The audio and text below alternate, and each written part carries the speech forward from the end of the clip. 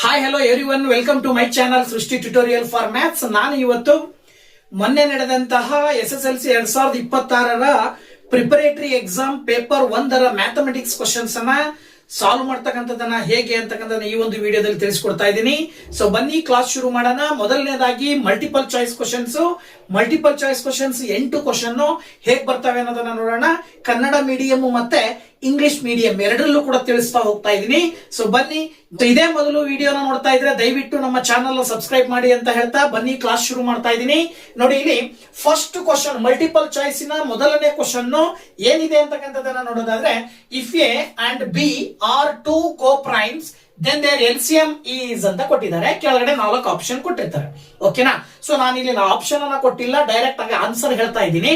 ಬಂದ್ಬಿಟ್ಟು ಇಲ್ಲಿ ಎ ಮತ್ತು ಬಿ ಗಳು ಎರಡು ಸಹ ಅವಿಭಾಜ್ಯಗಳಾದಾಗ ಅವುಗಳ ಲಾಸ ಸಹ ಅವಿಭಾಜ್ಯ ಅಂದ್ರೆ ಕೋ ಪ್ರೈಮ್ ಅಂದ್ರೆ ಇದರ ಅರ್ಥ ಏನಪ್ಪಾ ಅಂದ್ರೆ ಎ ಮತ್ತೆ ಬಿ ನಲ್ಲಿ ಬೇರಾವುದೇ ಸಂಖ್ಯೆಗಳು ಕಾಮನ್ ಆಗಿಲ್ಲ, ಕಾಮನ್ ಫ್ಯಾಕ್ಟರ್ ಯಾವುದು ಇಲ್ಲ ಅಂತ ಅರ್ಥ. ಕಾಮನ್ ಫ್ಯಾಕ್ಟರ್ ಯಾವುದು ಇಲ್ಲದೆ ಇರುವಂತ ಎರಡು ಸಂಖ್ಯೆಗಳ ಲಾಸ ಏನಾಗಿರುತ್ತೆ? ಒಂದಾಗಿರುತ್ತೆ. ಗೊತ್ತಾಯ್ತಲ್ವಾ? ಹಾಗಾಗಿ ಇಲ್ಲಿ ಎ ಮತ್ತು ಮಾಸ ಒಂದಾಗಿರುತ್ತೆ. ಲಾಸ ಕೇಳಿರೋದ್ರಿಂದ ಇಲ್ಲಿ LCM ಕೇಳಿರೋದ್ರಿಂದ LCM ಅನ್ನ ನೀವು ಬರಿಬೇಕಾದ್ರೆ ಏನ್ ಮಾಡ್ತೀರಾ? ಎ ಮತ್ತೆ ಬಿ ಆ ಎರಡೂ ಸಂಖ್ಯೆಗಳನ್ನ ಗುಣಾಕಾರ ಮಾಡಿ ಬರೀತೀರಾ. ಈಗ ಉದಾಹರಣೆ ಸಮೇತ ನಾನು ಇಲ್ಲಿ ಹೇಳೋದಾದ್ರೆ, ಸಪೋಸ್ ನಿಮಗೆ 5 ಇದೆ, ಇನ್ನೊಂದು 4 ಇದೆ ಅಂತ ತಿಳ್ಕೊಳ್ರಿ.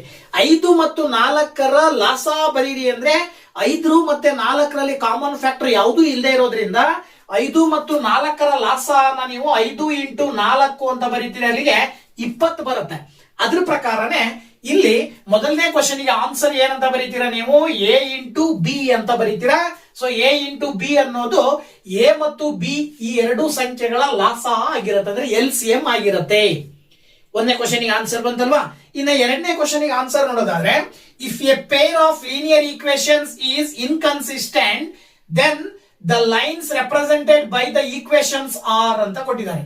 ಎರಡು ರೇಖಾತ್ಮಕ ಸಮೀಕರಣಗಳ ಜೋಡಿಯು ಅಸ್ಥಿರ ಜೋಡಿಯಾಗಿದ್ದರೆ ಆ ಸಮೀಕರಣಗಳನ್ನು ಪ್ರತಿನಿಧಿಸುವ ರೇಖೆಯು, ಹಿಂದಿನ ವಿಡಿಯೋಗಳಲ್ಲಿ ನಾನು ತಿಳಿಸ್ಕೊಟ್ಟಿದ್ದೀನಿ, ಪೇರ್ ಆಫ್ ಲೀನಿಯರ್ ಈಕ್ವೇಶನ್ಸ್ ಅನ್ನ ಕನ್ಸಿಸ್ಟೆಂಟ್ ಮತ್ತೆ ಇನ್ಕನ್ಸಿಸ್ಟೆಂಟ್ ಅಂತ ಡಿವೈಡ್ ಮಾಡ್ತೀವಿ.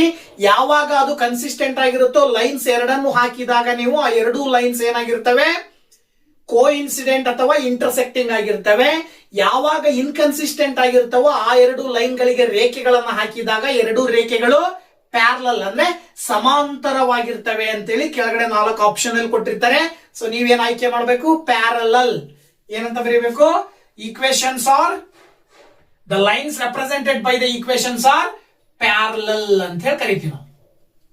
ಓಕೆನಾ? ಕನ್ನಡ ಮೀಡಿಯಂ ಅಲ್ಲಿ ಹೇಳೋದಾದ್ರೆ ಸಮಾಂತರವಾಗಿರುತ್ತವೆ, ಸಮಾಂತರವಾಗಿರುತ್ತವೆ ಅಂತೇಳಿ ಬರೀತೀರಾ. ಓಕೆನಾ? ಇದು ಎರಡನೇ ಕ್ವಶನ್ ಗೆ ಆನ್ಸರ್ ಆದ್ರೆ, ಇನ್ನು ಥರ್ಡ್ ಕ್ವಶನ್ ಮಲ್ಟಿಪಲ್ ಚಾಯ್ಸ್ ಅಲ್ಲಿ ಏನ್ ಬರುತ್ತೆ? The degree of the polynomial varied at easy ಆಗಿರ್ತಕ್ಕಂಥದ್ದು. ಕೊಟ್ಟಿರ್ತಕ್ಕಂಥ ಪಾಲಿನಾಮಿಯಲ್ಲಿನ ಡಿಗ್ರಿಯನ್ನ ಹೇಳ್ಬೇಕು ನೀವು. ಸೊ ಡಿಗ್ರಿಯನ್ನ ಹೇಳ್ಬೇಕಾದ್ರೆ ನೀವು ಅಬ್ಸರ್ವ್ ಮಾಡ್ಬೇಕಾಗಿರೋದು ಹೈಯೆಸ್ಟ್ ಪವರ್ ಅನ್ನು ಹೊಂದಿರತಕ್ಕಂಥದ್ದನ್ನ ಕನ್ಸಿಡರ್ ಮಾಡ್ತೀರಾ. ಈ ಒಂದು ಬಹುಪದೋಕ್ತಿಯ ಮಹತ್ತಮ ಘಾತ ಯಾವ್ದಾಗಿರುತ್ತೆ ಅಂದ್ರೆ ಪವರ್ 4 ಇರೋದ್ರಿಂದ ನೀವೇನಂತ ಬರೀಬೇಕು? ಡಿಗ್ರಿ 4 ಅಂತ ಹೇಳಿ ಬರೀಬೇಕು. ಸೊ ಥರ್ಡ್ ಕ್ವಶನ್ ಗೆ ಆನ್ಸರ್ 4. ಇನ್ನ ಕ್ವಶನ್ ನಂಬರ್ 4 ಕ್ವಶನ್ ಹೇಳುತ್ತೆ. Fourth question, in the formula to find the median for a grouped data, median is equal to L plus n/2 minus CF divided by F into H. Here F refers to ಅಂತ ಕೊಟ್ಟಿದ್ದಾರೆ. ಅಂದ್ರೆ ಈ ಒಂದು ಮಧ್ಯಾಂಕವನ್ನ ಕಂಡುಹಿಡಿಯುವಂತ ಸೂತ್ರ ಏನಿದೆ, ಈ ಸೂತ್ರದಲ್ಲಿ F ಅಂತಕ್ಕಂಥದ್ದು ಏನನ್ನ ಸೂಚಿಸುತ್ತೆ? ಈ F ಅಂತಕ್ಕಂಥದ್ದು ಏನಾಗಿರುತ್ತೆ? ಅದೇ ವರ್ಗಾಂತರ, ಯಾವುದೋ ಮಧ್ಯಾಂಕದ ವರ್ಗಾಂತರ ಅಂತ ಹೇಳಿ ನೀವು ಆಯ್ಕೆ ಮಾಡಿರ್ತೀರಲ್ಲ, ಅದರ ಆವೃತ್ತಿ ಆಗಿರುತ್ತೆ. ಗೊತ್ತಾಯ್ತಲ್ವಾ? ಮಧ್ಯಾಂಕದ ವರ್ಗಾಂತರದ ಆವೃತ್ತಿ ಅಂತ ಹೇಳಿ ಕರಿತೀವಿ. ಅಂದ್ರೆ ಏನು ಅಂದ್ರೆ ನೀವೇನ್ ಹೇಳ್ಬೇಕಾಗತ್ತೆ ಇಲ್ಲಿ? Frequency of A median class ಅಂತ ಹೇಳಿ ಬರೀತೀರ. ಆನ್ಸರ್ ಇದಕ್ಕೆ ಏನು? Frequency of A median class ಅಂತೇಳಿ ಆನ್ಸರ್ ಬರೀತೀರಾ.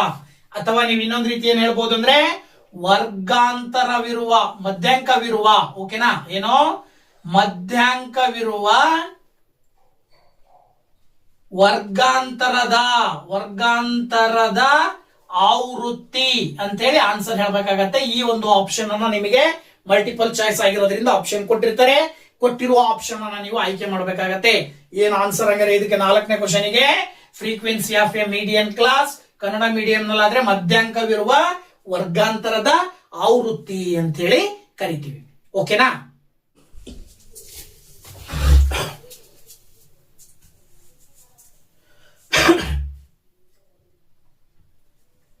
ಇನ್ನು 5ನೇ ಕ್ವಶನ್ ನೋಡಿ ಇಲ್ಲಿ, which of the following can be the probability of N event. ಕೆಳಗಡೆ 4 ಆಪ್ಷನ್ ಕೊಟ್ಟಿರ್ತಾರೆ. ಕೊಟ್ಟಿರುವ 4 ಆಪ್ಷನ್ಗಳಲ್ಲಿ ಯಾವ ಒಂದು ಘಟನೆಯ ಸಂಭವನೀಯತೆ ಆಗಿರಬಹುದು ಅಂತಕ್ಕಂಥದ್ದು, ಸಂಭವನೀಯತೆಯ ಘಟನೆ ಯಾವ್ದಾಗಿರುತ್ತೆ ಅಂತ ಕೇಳಿದ್ದಾರೆ. 4 ಆಪ್ಷನ್ ಅಲ್ಲಿ ಒಂದು ಪಾಯಿಂಟ್ ಸಮಥಿಂಗ್ ಇರ್ತಕ್ಕಂಥದ್ದಕ್ಕೆ ಮೈನಸ್ ಚಿಹ್ನೆ ಇದೆ, ಭಿನ್ನರಾಶಿ ರೂಪದಲ್ಲಿದೆ. ಭಿನ್ನರಾಶಿನೇ ಒಂದು ಸಮ ಭಿನ್ನರಾಶಿ ಕೊಟ್ಟಿದ್ದಾರೆ, ಇನ್ನೊಂದು ವಿಷಮ ಭಿನ್ನರಾಶಿ ಕೊಟ್ಟಿದ್ದಾರೆ.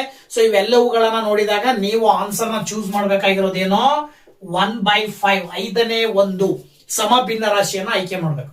5ನೇ ಒಂದು ಅಂತಕ್ಕಂಥದ್ದು ಏನಾಗಿರುತ್ತೆ ಅಂದ್ರೆ ಪ್ರಾಬಬಿಲಿಟಿ. ಅಂದ್ರೆ ಅದರ ಅರ್ಥ ಪ್ರಾಬಬಿಲಿಟಿ ಆಗಿರ್ಬೇಕು ಅಂದ್ರೆ ನಮ್ಮ ಒಂದು ಕಂಡೀಷನ್ ಏನಪ್ಪಾ ಅಂತ ಹೇಳಿದ್ರೆ ಗ್ರೇಟರ್ ದ್ಯಾನ್ 0 ಲೆಸ್ ದ್ಯಾನ್ 1 ಆಗಿರ್ಬೇಕು. ಏನಾಗಿರ್ಬೇಕು? ಗ್ರೇಟರ್ ದ್ಯಾನ್ 0 ಲೆಸ್ ದ್ಯಾನ್ 1 ಅಂದ್ರೆ 0ಗಿಂತ ದೊಡ್ಡದಿರ್ಬೇಕು, 0ಗಿಂತ ದೊಡ್ಡದಿರ್ಬೇಕು, ಲೆಸ್ ದ್ಯಾನ್ 1 ಆಗಿರ್ಬೇಕು ಅಲ್ವಾ? ಈ ರೀತಿ ಇರ್ತದೆ.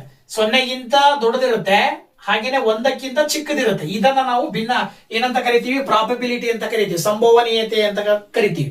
ಸಂಭವನೀಯತೆಯ ಘಟನೆಯನ್ನ ನಾವು ಯಾವಾಗ್ಲೂ 0ಗಿಂತ ದೊಡ್ಡದಾಗಿ ಹೇಳ್ತೀವಿ, 1ಕ್ಕಿಂತ ಚಿಕ್ಕದಾಗಿ ಹೇಳ್ತೀವಿ. ಆ 4 ಆಪ್ಷನ್ ಅಲ್ಲಿ ಯಾವ್ದಿದೆ ಅಂತ ನೋಡಿದ್ರೆ 0ಗಿಂತ ದೊಡ್ಡದು, 1ಕ್ಕಿಂತ ಚಿಕ್ಕದು, 5ನೇ ಒಂದು ಯಾವ್ದಾಗಿರುತ್ತೆ?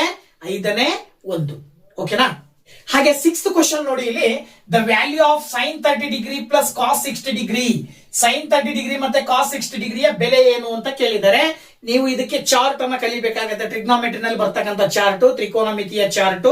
ತ್ರಿಕೋನಮಿತಿಯಲ್ಲಿ ಕೋನಗಳಿಗೆ ಸಂಬಂಧಪಟ್ಟಂತಹ ಚಾರ್ಟ್ ಅಲ್ಲಿ ಸೈನ್ 30 ಡಿಗ್ರಿ ಮತ್ತೆ ಕಾಸ್ 60 ಡಿಗ್ರಿಯ ಬೆಲೆಗಳು ಏನ್ ಬರ್ತವೆ? 1/2 ಪ್ಲಸ್ 1/2 ಅಂತ ತಗೊಳ್ತೀವಿ ನಾವು. ಸೈನ್ 30 ಡಿಗ್ರಿಯ ಬೆಲೆ 1/2 ಬರುತ್ತೆ, ಕಾಸ್ 60 ಡಿಗ್ರಿಯ ಬೆಲೆ 1/2 ಬರುತ್ತೆ. ಎರಡನ್ನ ಕೂಡಿದ್ರೆ ಆನ್ಸರ್ 1 ಬರುತ್ತೆ. ಸೊ ನೀವು ಆಪ್ಷನ್ 1 ಯಾವ್ದಕ್ಕಿರುತ್ತೋ ಅದನ್ನ ಆಯ್ಕೆ ಮಾಡಬೇಕಾಗತ್ತೆ. ಯಾವ ಆನ್ಸರ್ 1 ಇರುತ್ತೋ ಅದು ಆ ಆಪ್ಷನ್ ಅನ್ನ 6ನೇ ಪ್ರಶ್ನೆಗೆ ಉತ್ತರವಾಗಿ ಆಯ್ಕೆ ಮಾಡ್ತೀರಾ. ಇನ್ನು ನೆಕ್ಸ್ಟ್ 7th ಕ್ವಶನ್ ನೋಡಿ ಇಲ್ಲಿ, the volume of A cube with edge of length 6 centimetre is. ಅಂದ್ರೆ ಒಂದು ಅಂಚಿನ ಉದ್ದ 6 ಸೆಂಟಿಮೀಟರ್ ಇರುವ ಚೌಕಘನದ ಘನಫಲ. ಚೌಕಘನವಾಗಿದೆ. ಚೌಕಘನದ ಪ್ರತಿಯೊಂದು ಲೆಂತ್ ಅನ್ನ ಕೊಟ್ಟಿದ್ದಾರೆ, ಉದ್ದವನ್ನ ಕೊಟ್ಟಿದ್ದಾರೆ. ಪ್ರತಿಯೊಂದು ಅಂಚಿನ ಉದ್ದ, ಎಡ್ಜಸ್ಸಿನ ಉದ್ದವನ್ನ ಕೊಟ್ಟಿದ್ದಾರೆ. ಆ ಎಡ್ಜಸ್ಸಿನ ಉದ್ದ 6 ಸೆಂಟಿಮೀಟರ್ ಇರುತ್ತೆ ಅಂದ್ಮೇಲೆ ಆ ಚೌಕಘನದ ಘನಫಲ ಕಂಡುಹಿಡಿಯಿರಿ. ಚೌಕಘನದ ಘನಫಲ ಕಂಡುಹಿಡಿಯಲಿಕ್ಕೆ ಸೂತ್ರ ನಮಗೆ ಬರುತ್ತೆ, ಎ ಕ್ಯೂಬ್ ಅಂತ ಸೂತ್ರವನ್ನ ಬಳಕೆ ಮಾಡ್ತೀವಿ. ಎ ಕ್ಯೂಬ್ ಅಂತ ಹೇಳಿದ್ರೆ ನೀವು 6ಅನ್ನ 3ರಿಂದ ಗುಣಿಸ್ಬೇಕು. ಅಂದ್ರೆ 6ಅನ್ನ 3 ಬಾರಿ ಗುಣಿಸ್ಬೇಕು. 6 ಕ್ಯೂಬ್ ಅಂತ ಹೇಳಿದ್ರೆ 6 ಇಂಟು 6 ಇಂಟು 6 ಮಾಡಿದಾಗ ನಿಮಗೆ 216 ಕ್ಯೂಬಿಕ್ ಸೆಂಟಿಮೀಟರ್ ಬರುತ್ತೆ. ಈ 216 ಕ್ಯೂಬಿಕ್ ಸೆಂಟಿಮೀಟರ್ 7ನೇ ಕ್ವಶನ್ ಗೆ ಆನ್ಸರ್ ಆಗಿರುತ್ತೆ. ನಿಮ್ಗೆ ಯಾವ ಆಪ್ಷನ್ ಅಲ್ಲಿ ಆನ್ಸರ್ ಕೊಟ್ಟಿದಾರೋ ಆಪ್ಷನ್ ಅನ್ನ ಸೆಲೆಕ್ಟ್ ಮಾಡಬೇಕು ಕ್ವಶನ್ ನಂಬರ್ 7 ಗೆ. ಸೊ ಇನ್ನ ಕ್ವಶನ್ ನಂಬರ್ 8 ಏನ್ ಹೇಳುತ್ತೆ ಅಂತ ನೋಡೋದಾದ್ರೆ, the difference obtained when the sum of first n odd natural numbers is subtracted from the sum of first n even natural numbers is. ಅಂದ್ರೆ ಮೊದಲ n ಸಮ ಸ್ವಾಭಾವಿಕ ಸಂಖ್ಯೆಗಳ ಮೊತ್ತದಿಂದ ಮೊದಲ n ಬೆಸ ಸ್ವಾಭಾವಿಕ ಸಂಖ್ಯೆಗಳ ಮೊತ್ತವನ್ನು ಕಳೆದಾಗ ದೊರೆಯುವಂತಹ ವ್ಯತ್ಯಾಸ ಅಂತ ಕೇಳಿದ್ದಾರೆ. ನಮಗೆ ಇಲ್ಲಿ ಸಮ ಸ್ವಾಭಾವಿಕ ಸಂಖ್ಯೆಗಳ ಮೊತ್ತವನ್ನು ಕಂಡುಹಿಡಿಯಲಿಕ್ಕೂ ಸೂತ್ರ ಬರುತ್ತೆ, ಬೆಸ ಸ್ವಾಭಾವಿಕ ಸಂಖ್ಯೆಗಳ ಮೊತ್ತ ಕಂಡುಹಿಡಿಯಲಿಕ್ಕೂ ಸೂತ್ರ ಬರುತ್ತೆ. ಒಂದರಲ್ಲಿ ಒಂದನ್ನ ಕಳಿಬೇಕು. ಅಂದ್ರೆ ಸಮ ಸ್ವಾಭಾವಿಕ ಸಂಖ್ಯೆಗಳ ಮೊತ್ತದಲ್ಲಿ ಬೆಸ ಸ್ವಾಭಾವಿಕ ಸಂಖ್ಯೆಗಳ ಮೊತ್ತವನ್ನ ಕಳೆಯಿರಿ, ಆವಾಗ ವ್ಯತ್ಯಾಸ ಏನ್ ಬರುತ್ತೆ ಹೇಳ್ರಿ ಅಂತ ಕೊಟ್ಟಿದ್ದಾರೆ. ಅದ್ರ ಪ್ರಕಾರ ಮೊದಲ n ಸಮ ಸ್ವಾಭಾವಿಕ ಸಂಖ್ಯೆಗಳ ಮೊತ್ತ n ಆಫ್ n ಪ್ಲಸ್ 1 ಅಂತ ಹೇಳಿ ಬರ್ತದೆ. ಇದರಿಂದ ಏನ್ ಕಂಡುಹಿಡಿಬೇಕು? ಸಬ್ಟ್ರಾಕ್ಟೆಡ್ ಫ್ರಮ್ ಯಾವ್ದನ್ನ ಕಳಿಬೇಕು ಅಂತ ಹೇಳಿದ್ರೆ odd natural numbers, sum of odd natural numbers. ಅಂದ್ರೆ ಮೊದಲ n ಬೆಸ ಸ್ವಾಭಾವಿಕ ಸಂಖ್ಯೆಗಳ ಮೊತ್ತ, ಅದಕ್ಕೆ ಸೂತ್ರ ಬಂದ್ಬಿಟ್ಟು n ಸ್ಕ್ವಯರ್ ಅಂತ ಬರುತ್ತೆ. ಅಲ್ಲಿಗೆ ನೀವು ಇದನ್ನ ಅಬ್ಸರ್ವ್ ಮಾಡಿದ್ರೆ n ಇಂದ n ಪ್ಲಸ್ 1 ಅನ್ನ ಗುಣಾಕಾರ ಮಾಡಿದ್ರಿ ಅಂದ್ರೆ n into n n square ಬರುತ್ತೆ, ಪ್ಲಸ್ n ಇಂಟು 1 n ಬರುತ್ತೆ, ಮೈನಸ್ n ಸ್ಕ್ವಯರ್ ಬರುತ್ತೆ. ಇಲ್ಲಿ n ಸ್ಕ್ವಯರ್ ಎರಡು ಕಡೆ, ಒಂದ್ ಕಡೆ ಪ್ಲಸ್ ಒಂದ್ ಕಡೆ ಮೈನಸ್ ಇರೋದ್ರಿಂದ ಕ್ಯಾನ್ಸಲ್ ಆಗತ್ತೆ. ಫೈನಲ್ ಆನ್ಸರ್ ನಿಮಗೆ ಎನ್ ಬರ್ತದೆ. ಸೊ ನಿಮಗೆ ಯಾವ ಆಪ್ಷನ್ ಅಲ್ಲಿ ಎನ್ ಆನ್ಸರ್ ಕೊಟ್ಟಿರ್ತಾರೋ ಅದನ್ನ ಆಯ್ಕೆ ಮಾಡ್ತೀರಾ ಕ್ವಶನ್ ನಂಬರ್ 8ಗೆ. ಓಕೆನಾ? ನೆಕ್ಸ್ಟ್ ಒಂದು ಅಂಕದ ಕ್ವಶನ್ 9ನೇ ಕ್ವಶನ್ ಇಂದ ಪ್ರಾರಂಭ ಆಗುತ್ತಲ್ವಾ. ಸೊ ಅದರಲ್ಲಿ 9ನೇ ಕ್ವಶನ್ ಏನ್ ಹೇಳುತ್ತೆ, right the number of zeros of the polynomial y is equal to p of x from the given graph. ಅಂದ್ರೆ ಈ ಕೊಟ್ಟಿರುವ ನಕ್ಷೆಯಿಂದ y is equal to p of x ಬಹುಪದೋಕ್ತಿಯ ಶೂನ್ಯತೆಗಳ ಸಂಖ್ಯೆಯನ್ನು ಬರೆಯಿರಿ. ತುಂಬಾ ಸುಲಭವಾಗಿ ಬರೀಬಹುದು. ಹೇಗೆ? ಗ್ರಾಫ್ ನೋಡ್ಬೇಕು. ಇದು x ಅಕ್ಷ, ಇದು y ಅಕ್ಷ. ಆ x ಅಕ್ಷದ ಮೇಲೆ ರೇಖೆ ಎಷ್ಟು ಬಾರಿ ಪಾಸ್ ಆಗಿದೆಯೋ ಅದನ್ನ ಕೌಂಟ್ ಮಾಡಿ ಬರೀತಕ್ಕಂಥದ್ದು. ನೋಡಿ, x ಅಕ್ಷದ ಮೇಲೆ ಒಂದು ಬಾರಿ ಪಾಸ್ ಆಗಿದೆ, ಇಲ್ಲೊಂದು ಬಾರಿ ಪಾಸ್ ಆಗಿದೆ, ಮತ್ತೆ ಇಲ್ಲೊಂದು ಬಾರಿ ಪಾಸ್ ಆಗಿದೆ. ಒಟ್ಟು 3 ಬಾರಿ x ಅಕ್ಷವನ್ನ ಮೀಟ್ ಮಾಡಿದೆ. ಸೊ ಎಷ್ಟು ಬಾರಿ x ಕೋಆರ್ಡಿನೇಟ್ ಅನ್ನ x ಆಕ್ಸಿಸ್ ಅನ್ನ ಮೀಟ್ ಮಾಡುತ್ತೋ ಅದನ್ನ ನಾವು ಆ ಒಂದು ಶೂನ್ಯತೆಗಳ ಸಂಖ್ಯೆ ಅಂತ ಹೇಳಿ ಕರಿತೀವಿ. ಸೊ ದಟ್ ನೀವು ಇಲ್ಲಿ ಏನಂತ ಬರೀಬೇಕಾಗತ್ತೆ, y is equal to p of x ಅಂದ್ರೆ p of ಏನಂತ ಬರೀಬಹುದು ನೀವು, p of x is equal to 3 ಅಂತ ಬರೀಬಹುದು ನೀವು. ಏನಂತೇಳಿ, ಬಹುಪದೋಕ್ತಿಯ ಶೂನ್ಯತೆಗಳ ಸಂಖ್ಯೆ 3 ಅಂತ ಹೇಳಿ ಸುಲಭವಾಗಿ ಹೇಳ್ಬೋದಾಗತ್ತೆ. ಓಕೆನಾ? ಡೈರೆಕ್ಟ್ ಆಗಿ ನೀವು ಆನ್ಸರ್ 3 ಅಂತ ಬರೀಬಹುದು 9ನೇ ಕ್ವಶನ್ಗೆ. ಇನ್ನು 10ನೇ question, write the distance of the point p of a, b from the origin. Origin ಅಂತ ಹೇಳಿದ್ರೆ ಇಲ್ಲೇ ಗ್ರಾಫ್ ಅನ್ನ ನೀವು ನೋಡಿದಾಗ ಈ ಪಾಯಿಂಟ್ ಅನ್ನ ನಾವು ಒರಿಜಿನ್ ಅಂತ ಕರಿತೀವಿ. 0,0. ಸೊ ಮೂಲ ಬಿಂದುವಿನಿಂದ p of a, b ಬಿಂದುವಿಗೆ ಇರುವ ದೂರವನ್ನು ಬರೆಯಿರಿ ಅಂತ ಅಂದಾಗ ನೀವು distance ಫಾರ್ಮುಲಾಗೆ ಹಾಕ್ತಿರಲ್ಲ, x1 y1 x2 y2 ಅಂತ ಹೇಳಿ, ಅದ್ರ ಪ್ರಕಾರ ನೀವು ಒಂದು a, b ಅಂತ ತಗೊಂತೀರಾ, ಇನ್ನೊಂದು 0,0 ಅಂತ ತಗೊಳ್ತೀರಾ. ಇದನ್ನ x1 y1 ಇನ್ನೊಂದು ಪಾಯಿಂಟ್ x2 y2 ಅಂತ ನೀವು ಕನ್ಸಿಡರ್ ಮಾಡಿದ್ರಿ ಅಂತ ಹೇಳಿದ್ರೆ, ಡಿಸ್ಟೆನ್ಸ್ ಫಾರ್ಮುಲಾ ವ್ಯಾಲ್ಯೂ ಅನ್ನ ಸಬ್ಸ್ಟಿಟ್ಯೂಟ್ ಮಾಡಿದ್ರಿ ಅಂತ ಹೇಳಿದ್ರೆ, x2 minus x1 whole square plus y2 minus y1 whole square ಸೂತ್ರಕ್ಕೆ ನೀವು ಈ ವ್ಯಾಲ್ಯೂಸ್ ಅನ್ನ ಸಬ್ಸ್ಟಿಟ್ಯೂಟ್ ಮಾಡಿದಾಗ ನೋಡಿ ಇಲ್ಲಿ ಏನ್ ಬರುತ್ತೆ, x2 ಮೈನಸ್ x1 ಅಂತ ಹೇಳಿದ್ರೆ 0 minus a hole square plus, ಓಕೆನಾ, ಪ್ಲಸ್ y2 ಮೈನಸ್ y1 ಅಂತ ಹೇಳಿದ್ರೆ 0 ಮೈನಸ್ b ಹೋಲ್ ಸ್ಕ್ವೇರ್ ಅಂತ ಬರ್ತದೆ. ಸೊ 0 ಮೈನಸ್ a ನ ಹೋಲ್ ಸ್ಕ್ವೇರ್ ಮಾಡಿದ್ರೆ ಅಂದ್ರೆ ಬರೀ a ಸ್ಕ್ವೇರ್ ಉಳ್ಕೊಳ್ಳುತ್ತೆ, ಪ್ಲಸ್ ಇಲ್ಲಿ 0 ಮೈನಸ್ b ಹೋಲ್ ಸ್ಕ್ವೇರ್ ಮಾಡಿದ್ರೆ ಅಂದ್ರೆ ಬರೀ b ಸ್ಕ್ವೇರ್ ಉಳ್ಕೊಳ್ಳುತ್ತೆ. ಫೈನಲ್ ಆನ್ಸರ್ ಬಂದ್ಬಿಟ್ಟು 10ನೇ ಕ್ವಶನ್ ನೀವೇನಂತ ಬರೀಬೇಕು answer, square root of a square plus b square ಅಂತ ಬರೀಬೇಕಾಗತ್ತೆ. This is the answer for the question 10. Okay, ಇನ್ನ ಕ್ವಶನ್ ನಂಬರ್ 11 ಡಯಾಗ್ರಾಮ್ ಕೊಟ್ಟಿದ್ದಾರೆ.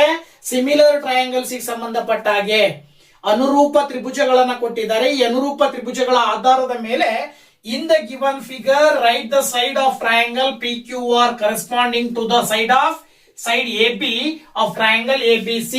PQR ಮತ್ತೆ ABC ಎನ್ನುವ ಎರಡು ಟ್ರಯಾಂಗಲ್ ಸಿಮಿಲರ್ ಇದಾವೆ ಅಂತ ಕನ್ಸಿಡರ್ ಮಾಡಿದ್ರೆ, ಈ ಎರಡು ತ್ರಿಭುಜದಲ್ಲಿ ABC ಯ AB ಬಾಹುವಿಗೆ ಅನುರೂಪವಾದ ತ್ರಿಭುಜ PQR ನ ಬಾಹು, PQR ನಲ್ಲಿ AB ಗೆ ಅನುರೂಪ ಬಾಹು ಯಾವುದು? Very simple. AB ಬಾಹುವನ್ನ ನೀವು ಅಬ್ಸರ್ವ್ ಮಾಡಿದ್ರೆ ಎರಡು ಕೋನಗಳು ಬರ್ತವೆ, ಒಂದು ಕೋನ A, ಇನ್ನೊಂದು ಕೋನ B. ಸೊ ಕೋನ A, ಕೋನ B ನಲ್ಲಿ ಒಂದು ಕೋನವನ್ನು ಅವರೇ ಕೊಟ್ಟಿದ್ದಾರೆ, ಆಂಗಲ್ 80 ಡಿಗ್ರಿ ಕೊಟ್ಟಿದ್ದಾರೆ. ಸೊ 80 ಡಿಗ್ರಿ ಕೋನವನ್ನು ಹೊಂದಿರುವಂತಹ ಬಾಹು ಇದರಲ್ಲಿ ಯಾವ್ದಿದೆ ಅಂತ ತಗೊಂಡ್ರೆ ಒಂದು PQ, ಇನ್ನೊಂದು PR. ಬಟ್ PQ ನಲ್ಲಿ 80 ಡಿಗ್ರಿ, ಇನ್ನೊಂದ್ ಕಡೆಗೆ 60 ಡಿಗ್ರಿ ಕೊಟ್ಟಿದ್ದಾರೆ. ಇಲ್ಲಿ ಏನ್ ಮಾಡಿದ್ದಾರೆ, ಒಂದ್ ಕಡೆ 80 ಡಿಗ್ರಿ ಇದೆ, ಇನ್ನೊಂದ್ ಕಡೆಗೆ ಆಂಗಲ್ ಕೊಟ್ಟೇ ಇಲ್ಲ ಅವರು. ಹಾಗಾಗಿ ನೀವಿಲ್ಲಿ PR ಅನ್ನ ಕನ್ಸಿಡರ್ ಮಾಡಿದ್ರೆ, PR ನಲ್ಲಿ P 80 ಡಿಗ್ರಿ ಆದ್ರೆ R ಗಿವನ್ ಕೊಟ್ಟಿಲ್ಲ. ಹಾಗಾಗಿ ನೀವು ಈ ಕ್ವಶನ್ ಗೆ ಆನ್ಸರ್ ನೀವೇನಂತ ಬರೀಬಹುದು, ಎರಡೂ ತ್ರಿಭುಜಗಳಲ್ಲಿ PQR ನ ಬಾಹುವನ್ನ ಬರೆಯೋದಾದ್ರೆ AB ಗೆ ಅನುರೂಪ ಬಾಹು ಯಾವ್ದಾಗತ್ತೆ, PR ಅಂತ ಹೇಳಿ ಆನ್ಸರ್ ಬರೀತೀರಾ. This is the answer. 11ನೇ ಕ್ವಶನ್ ಗೆ ಆನ್ಸರ್ ಬಂದ್ಬಿಟ್ಟು PR. ಓಕೆನಾ?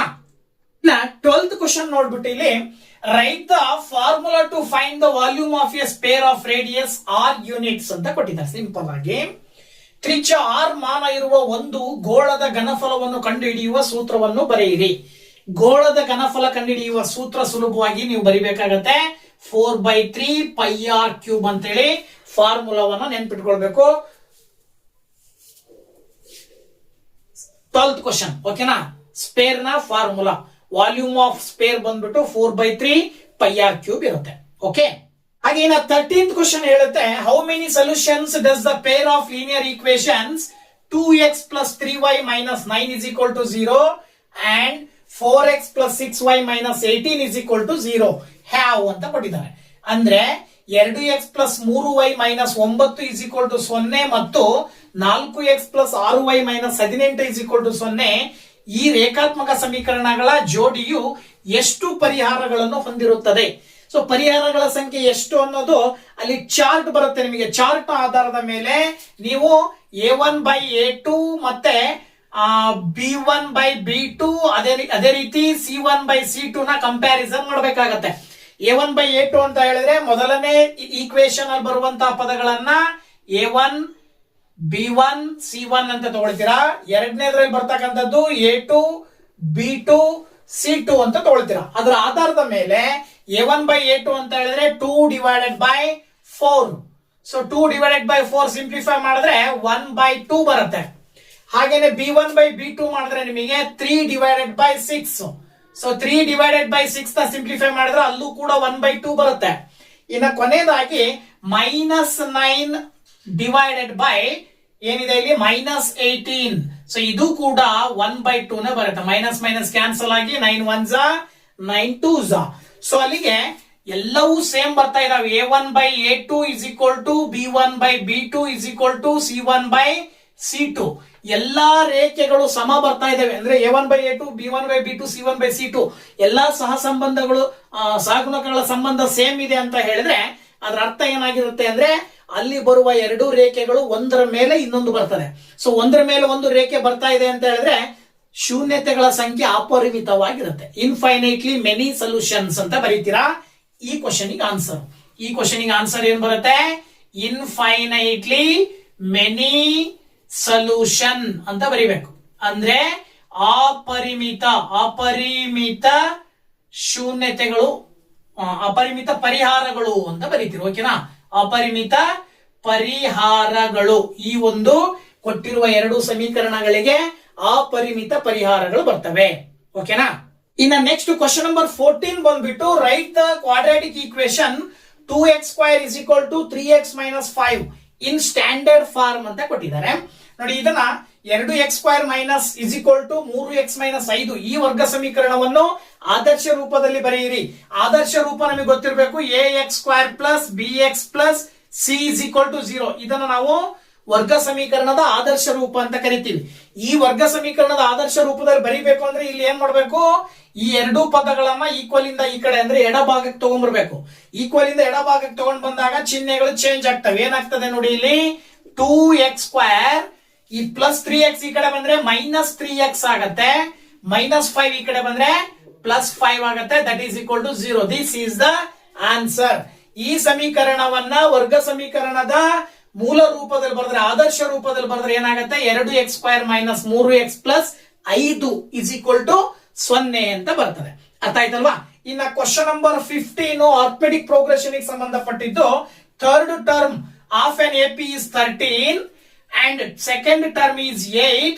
then find the first term of the progression. ಅಂದ್ರೆ ಒಂದು ಸಮಾಂತರ ಶ್ರೇಣಿಯ ಮೂರನೇ ಪದವು 13 ಮತ್ತು ಎರಡನೇ ಪದವು 8 ಆದರೆ ಶ್ರೇಣಿಯ ಮೊದಲನೇ ಪದವನ್ನು ಕಂಡುಹಿಡಿಯಿರಿ. ಶ್ರೇಣಿಯ ಮೊದಲನೇ ಪದವನ್ನು ಕಂಡುಹಿಡಿಯೋದಕ್ಕಿಂತ ಮುಂಚೆ ನೀವು ಡಿ ಕಂಡುಹಿಡ್ಕೊಳ್ಬೇಕಾಗತ್ತೆ. ಡಿ ಕಂಡುಹಿಡ್ಕೊಳ್ಬೇಕು ಅಂದ್ರೆ ನೀವು A3 ಮೈನಸ್ A1 ಮಾಡ್ತೀರಾ. ಸರಿ, ಏನು A2 ಕೊಟ್ಟಿದಾರಲ್ವಾ? So that A3 minus A2 ಮಾಡ್ತೀರಾ. A3 ಬಂದ್ಬಿಟ್ಟು ಎಷ್ಟಿದೆ? 13 ಇದೆ. A2 ಬಂದ್ಬಿಟ್ಟು ಎಷ್ಟಿದೆ? 8 ಇದೆ. ಅಲ್ಲಿಗೆ 13 ಮೈನಸ್ 8 ಮಾಡಿದ್ರೆ ನಿಮಗೆ 5 ಬಂತು. This is the common difference. D ಸಿಕ್ತು. ಇನ್ನು ಕೊಟ್ಟಿರುವ ಎರಡು ಪದಗಳಿಗೆ ಹೋಲಿಕೆ ಮಾಡಿದಾಗ A3 ಅಂತ ಹೇಳಿದ್ರೆ ನೀವು general A3 is equal to 3 ಅಂತ ಕೊಟ್ಟಿದ್ದಾರೆ, ಇದು 13 ಅಂತ ಕೊಟ್ಟಿದ್ದಾರಲ್ವಾ? ನೀವು A3 ಅಂದ್ರೆ ಜನರಲ್ ಟರ್ಮ್ ರೂಪದಲ್ಲಿ ಬರೆಯೋದಾದ್ರೆ ಏನಂತ ಬರೀತೀರಾ? A plus 2D is equal to 13 ಅಂತ ಬರೀತೀರಾ. ಇದ್ರ ಪ್ರಕಾರ A ಪ್ಲಸ್ 2 ಇಂಟು ಡಿ ಅಂತ ಹೇಳಿದ್ರೆ ನಿಮಗೆ ಇಲ್ಲಿ ಬಂದಿದೆ ಆನ್ಸರ್ ಎಷ್ಟು? 5. That is equal to 13. then A plus 2 5s 10 is equal to 13. then A ಬೇಕು ಅಂದ್ರೆ 10 ಈಕ್ವಲ್ ಇಂದ ಆ ಕಡೆ ಕಳಿಸ್ತೀರಾ, ಮೈನಸ್ 10 ಬರುತ್ತೆ. ಆಗ 13 ಮೈನಸ್ 10 ಮಾಡಿದ್ರೆ ನಿಮಗೆ A ನ ವ್ಯಾಲ್ಯೂ ಸಿಕ್ತು. ನೆಕ್ಸ್ಟ್ 16th ಕ್ವಶನ್, ಒಂದು ಅಂಕದ ಕೊನೆಯ ಕ್ವಶನ್ ನೋಡ್ಬಿಟ್ಟು ಇಲ್ಲಿ ತ್ರಿಭುಜ ಕೊಟ್ಟಿದ್ದಾರೆ ಅಂತ ಹೇಳಿದ್ರೆ ಇಲ್ಲೂ ಕೂಡ ಸಿಮಿಲರ್ ಟ್ರಯಾಂಗಲ್ ಸಮರೂಪ ತ್ರಿಭುಜಗಳು ಪಾಠದ ಆಧಾರದ ಮೇಲೆನೆ ಕೊಟ್ಟಿರೋದು. ಟ್ರಯಾಂಗಲ್ ಪಾಠದಲ್ಲಿ ಟೇಲ್ಸ್ ಥಿಯರಂ ಅನ್ನ ಬಳಸ್ಕೊಂಡು ಇದನ್ನ ಸಾಲ್ವ್ ಮಾಡಬೇಕಾಗತ್ತೆ. ಇನ್ the figure find the value of X ಅಂತ ಕೊಟ್ಟಿದ್ದಾರೆ. ಸೊ ನೀವು ಎಕ್ಸ್ ನ ಬೆಲೆಯನ್ನ ಕಂಡುಹಿಡಿಬೇಕು. ಓಕೆನಾ? ಸೊ ಎಕ್ಸ್ ನ ಬೆಲೆಯನ್ನ ಹೇಗೆ ಕಂಡುಹಿಡಿಯೋದು ಅಂತಕ್ಕಂಥದ್ದನ್ನ ನೋಡೋದಾದ್ರೆ ನೋಡಿ, ಇಲ್ಲಿ ಟೇಲ್ಸ್ ನ ಪ್ರಮೇಯದ ಆಧಾರದ ಮೇಲೆ ತ್ರಿಭುಜದಲ್ಲಿ ಡಿಇ ಎನ್ನುವಂಥದ್ದು ಬಿಸಿಗೆ ಸಮಾಂತರವಾಗಿ ಒಂದು ರೇಖೆಯನ್ನ ಹಾಕಿದೀವಿ ಅಂತ ಅಂದಾಗ ಆ ತ್ರಿಭುಜದ ಎರಡು ಬಾಹುಗಳು ಸಮಭಾಗವಾಗಿ ಅಂದ್ರೆ ಸಮ ಅನುಪಾತದಲ್ಲಿ ಡಿವೈಡ್ ಆಗ್ತವೆ. ಅಂದ್ರೆ AD by BD is equal to AE by CE. ಇನ್ನೊಂದು ಸಿಬಿಪಿಟಿ ಹೇಳುತ್ತೆ ಏನಂತ ಹೇಳಿದ್ರೆ ಬಿಇ ಬೈ ಬಿಸಿ ಅನ್ನೋದು ಎಡಿ ಬೈ ಎ ಬಿಗೆ ಸಮ ಇರುತ್ತೆ ಅಂತೇಳಿ. ಇದರ ಆಧಾರದ ಮೇಲೆ ಗಿವನ್ ಏನ್ ಕೊಟ್ಟಿದ್ದಾರೆ ಅದನ್ನ ತಗೊಂಡ್ರೆ ನೀವು ಇಲ್ಲಿ ತುಂಬಾ ಸುಲಭವಾಗಿ ಏನ್ ಹೇಳ್ಬೋದು, AD by A B is equal to DE divided by BC ಅಂತ ಹೇಳ್ಬೋದು.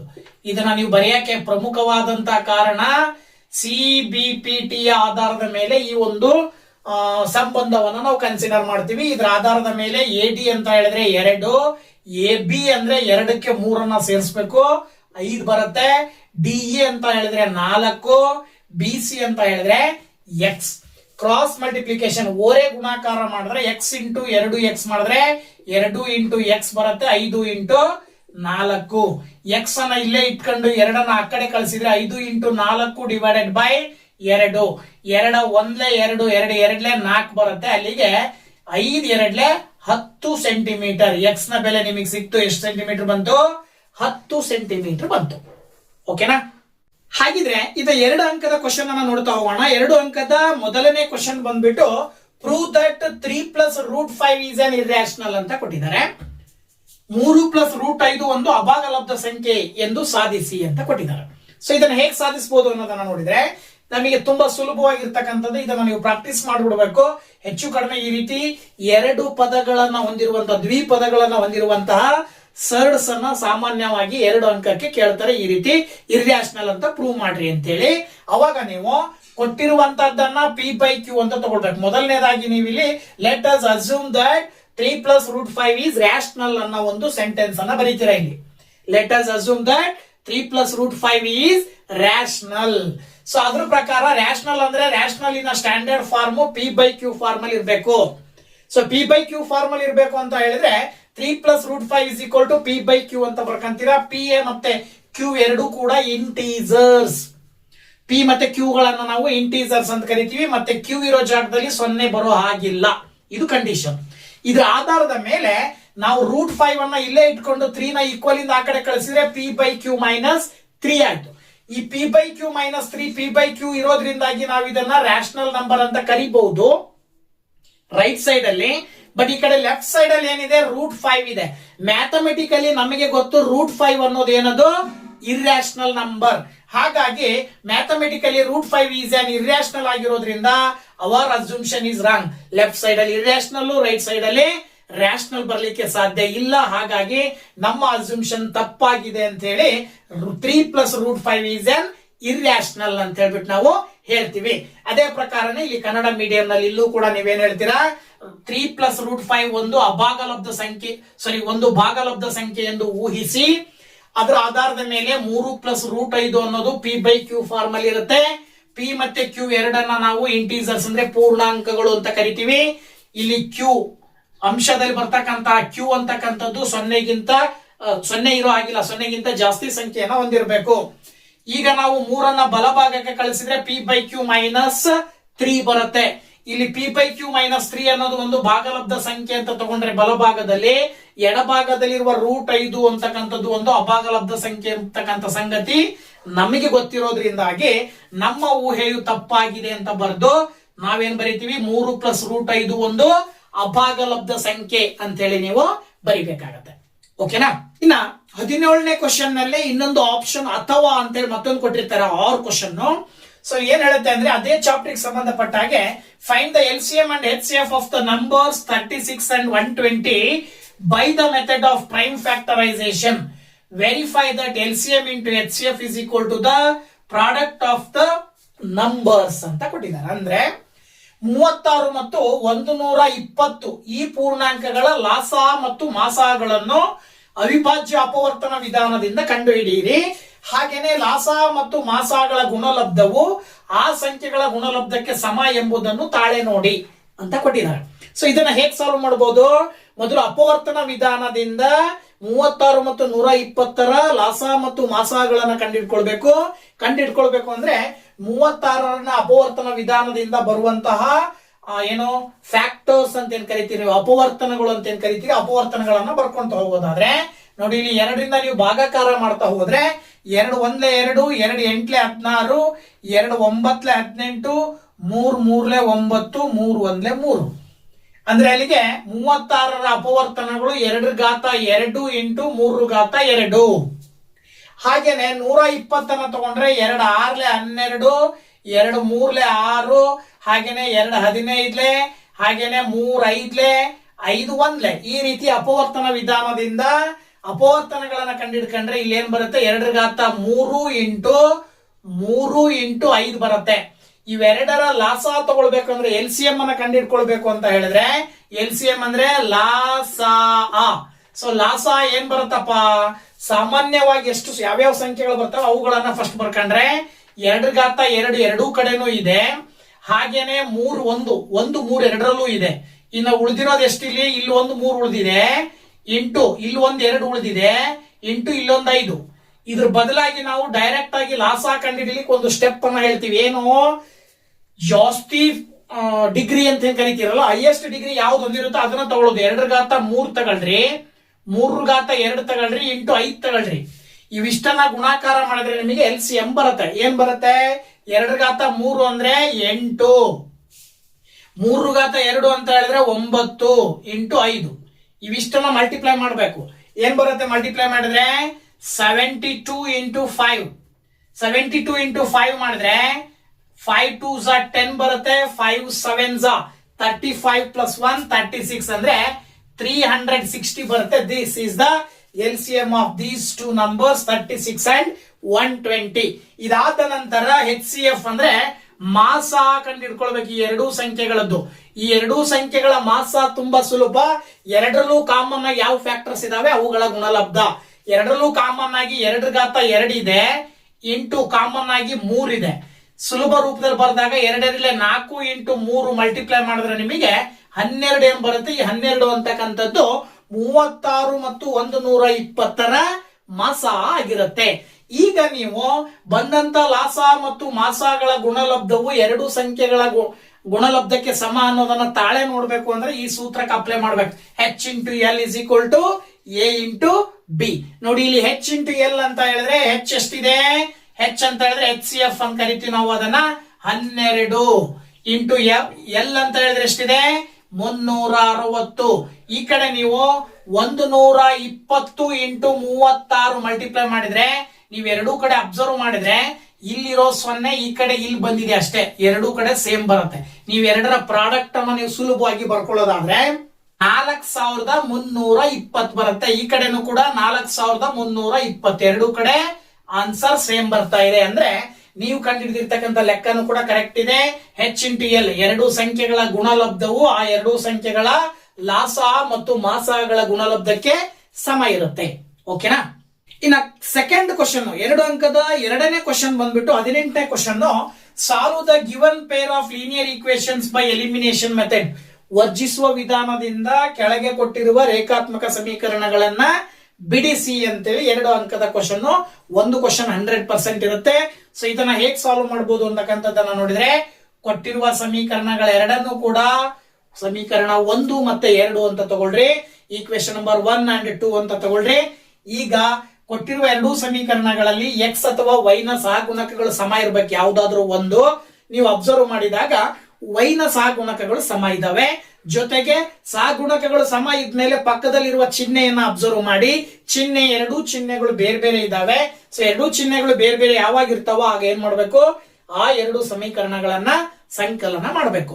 ಸಪೋಸ್ ಎರಡೂ ಚಿಹ್ನೆಗಳು ಸೇಮ್ ಇದ್ದಿದ್ರೆ ಅವಾಗ ಎರಡೂ ಸಮೀಕರಣಗಳನ್ನ ವ್ಯವಕಲನ ಮಾಡಬೇಕಿತ್ತು. ಸೊ ಈಗ ಆಡಿಂಗ್ ಈಕ್ವೇಶನ್ ನಂಬರ್ 1 and 2 ಅಂತ ಬರೀತೀರಾ. Okay, adding equation number 1 and 2 ಅಂದ್ರೆ ಸಮೀಕರಣ 1 ಮತ್ತು 2 ಅನ್ನು ಕೂಡಿದಾಗ ಏನ್ ಬರುತ್ತೆ ಅದು ಅಬ್ಸರ್ವ್ ಮಾಡಿದ್ರೆ ನೀವು ಸೇಮ್ ಬರ್ಕೊಳ್ತೀರಾ. ಮೊದಲು 2x plus y is equal to 10, x minus y is equal to 2, plus y minus y cancel ಆಗುತ್ತೆ. 2ಕ್ಕೆ 1 ಕೂಡಿದ್ರೆ 3x ಬರುತ್ತೆ, 10ಕ್ಕೆ 2 ಕೂಡಿದ್ರೆ 12 ಬರುತ್ತೆ. 3ರಿಂದ 12 ಭಾಗಾಕಾರ ಮಾಡಿದ್ರೆ 4 ಬರುತ್ತೆ. ಸೊ ಎಕ್ಸ್ ನ ಬೆಲೆ ಬಂತು ನಿಮಗೀಗ. ಈ ಎಕ್ಸ್ ನ ಬೆಲೆಯನ್ನ ಸಮೀಕರಣ 1ರಲ್ಲಿ ಹಾಕಿದಾಗ ಅಂತ ಬರ್ಕೊಳ್ಬೇಕು. ನೋಡಿ ಏನು, substitute the value of X in 1 ಅಂದ್ರೆ ಸಮೀಕರಣ ಎಕ್ಸ್ ನ ಬೆಲೆಯನ್ನು ಸಮೀಕರಣ 1ರಲ್ಲಿ ಹಾಕಿದಾಗ ಉತ್ತರ ಏನ್ ಬರುತ್ತೆ ಅಂತಕ್ಕಂಥದ್ದನ್ನ ನೋಡ್ತಾ ಹೋಗೋಣ. ಇಲ್ಲಿ ನೋಡಿ, 1ನೇ ಸಮೀಕರಣ ಬರ್ಕೊಳ್ತೀರಾ, 2x plus y is equal to 10. ಈಗ ಎಕ್ಸ್ ನ ಬೆಲೆಯನ್ನ ಅಲ್ಲಿ ಹಾಕಿದಾಗ 4 plus y is equal to 10 ಬರುತ್ತೆ. ಈಗ 2ರಿಂದ 4 ಮಲ್ಟಿಪ್ಲೈ ಮಾಡ್ಕೊಳ್ಳಿ. ನೋಡಿ, 2 4 8 ಬರುತ್ತೆ. ಎಡ ಭಾಗದಿಂದ ಬಲ ಭಾಗಕ್ಕೆ ಕಳಿಸ್ರಿ, -8 ಆಗತ್ತೆ. ವೈ ನ ಬೆಲೆ 10ರಲ್ಲಿ 8 ಕಳೆದ್ರೆ 2 ಬರುತ್ತೆ. ಸೊ ದಟ್ ಬಿಡಿಸಿ ಎಕ್ಸ್ ಮತ್ತೆ ವೈ ನ ಬೆಲೆಯನ್ನ ಕಂಡುಹಿಡಿಯಿರಿ ಅಂತ ಕೊಟ್ಟಿರ್ತಾರೆ. ಸೊ ಎಕ್ಸ್ ನ ಬೆಲೆ 4, ವೈ ನ ಬೆಲೆ 2 ಬರ್ತಾ ಇದೆ. This is the answer. Okay, 19th question ಬಂದ್ಬಿಟ್ಟು find the sum of the first 10 terms of the AP 3, 7, 11 ... using formula ಅಂತ ಕೊಟ್ಟಿದ್ದಾರೆ. ಅಂದ್ರೆ 3, 7, 11 ... ಈ ಸಮಾಂತರ ಶ್ರೇಣಿಯ ಮೊದಲ 10 ಪದಗಳ ಮೊತ್ತವನ್ನು ಸೂತ್ರದ ಸಹಾಯದಿಂದ ಕಂಡುಹಿಡಿಯಿರಿ. ಸೊ ಪದಗಳ ಮೊತ್ತ ಕಂಡುಹಿಡಿಯಲಿಕ್ಕೇನೆ ಸೂತ್ರ ಬರುತ್ತೆ. SN is equal to n/2 into 2a plus n minus 1 into d. ಈ ಸೂತ್ರವನ್ನ ಬಳಸಿ ನೀವು ಲೆಕ್ಕವನ್ನ ಮಾಡಬೇಕಾಗತ್ತೆ. ಸೊ ಮೊದಲು ನೀವು ಅದನ್ನ ಮಾಡಬೇಕಾದಾಗ ಕೊಟ್ಟಿರುವಂತಹ ಒಂದು ಆರ್ಥಮೆಟಿಕ್ ಪ್ರೋಗ್ರೆಷನ್, ಆ ಶ್ರೇಣಿಯನ್ನ ಬರ್ಕೊಳ್ತೀರಾ. ಬರ್ಕೊಂಡ ನಂತರ ಸೂತ್ರದಲ್ಲಿ ಬರುವ ಪದಗಳೇನಿದಾವೆ ಆ ಪದಗಳ ಬೆಲೆಗಳನ್ನ ಕಂಡುಹಿಡ್ಕೊಳ್ಬೇಕು. ಕೊಟ್ಟಿರುವಂತದ್ರ ಆಧಾರದ ಮೇಲೆ ಮೊದಲನೇ ಪದವನ್ನ ನಾವು ಎ ಅಂತ ತಗೊಳ್ತೀವಿ. ಇನ್ನ ಡಿ ಅಂದ್ರೆ ಸಾಮಾನ್ಯ ವ್ಯತ್ಯಾಸ, ಕಾಮನ್ ಡಿಫರೆನ್ಸ್ ಬೇಕು ಅಂದ್ರೆ 2ನೇ ಪದದಲ್ಲಿ ಮೊದಲನೇ ಪದವನ್ನ ಕಳಿತೀರಾ. ಅಂದ್ರೆ A2 - A1 ಅಂದ್ರೆ 7 - 3 ಮಾಡ್ತೀರಾ. 7 - 3 ಮಾಡಿದ್ರೆ ನಿಮಗೆ 4 ಬರುತ್ತೆ. ಇನ್ನ ಎನ್ ಅಂತ ಹೇಳಿದ್ರೆ ಎಷ್ಟು ಪದಗಳ ಮೊತ್ತ ಕಂಡುಹಿಡಿಯಕ್ಕೆ ಕೇಳಿದಾರೆ ಅವರು, ಮೊದಲ 10 ಪದಗಳ ಮೊತ್ತ. ಅಂದ್ರೆ ಎನ್ ಬೆಲೆ ಬಂದ್ಬಿಟ್ಟು 10 ಅಂತ ತಗೊಳ್ತೀರಾ. ಈ ಸೂತ್ರದಲ್ಲಿ ಈ ಬೆಲೆಗಳನ್ನ ನೀವು ಸಬ್ಸ್ಟಿಟ್ಯೂಟ್ ಮಾಡಿದಾಗ ನೋಡಿ, ಇಲ್ಲಿ S10 is equal to n/2 ಅಂತ ಹೇಳಿದ್ರೆ 10 divided by 2 into 2 into a ಅಂತ ಹೇಳಿದ್ರೆ 3. ಅಲ್ಲಿಗೆ n ಅಂತ ಹೇಳಿದ್ರೆ 10 - 1 into d ಅಂತ ಹೇಳಿದ್ರೆ ಏನ್ ಬಂದಿದೆ ನಿಮಗೆ, 4 ಬಂದಿದೆ. ಈಗ ನೀವು S10 is equal to n/2 ಅಂದ್ರೆ 10/2 ನ ಸಿಂಪ್ಲಿಫೈ ಮಾಡಿದ್ರೆ 5 ಬರ್ತದೆ. 2 3s ಮಾಡಿದ್ರೆ 6 ಬರ್ತದೆ. ಹಾಗೇನೆ 10 - 1 ಮಾಡಿದ್ರೆ 9 ಬರ್ತದೆ. ಪಕ್ಕದಲ್ಲಿ ಇಂಟು 4 ಇದೆ.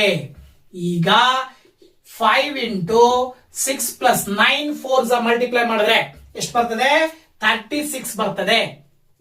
Then S10 is equal to 5 into 36 ಗೆ ಪ್ಲಸ್ 6 ಅನ್ನು ಆಡ್ ಮಾಡಿದ್ರೆ 42 ಬರ್ತದೆ.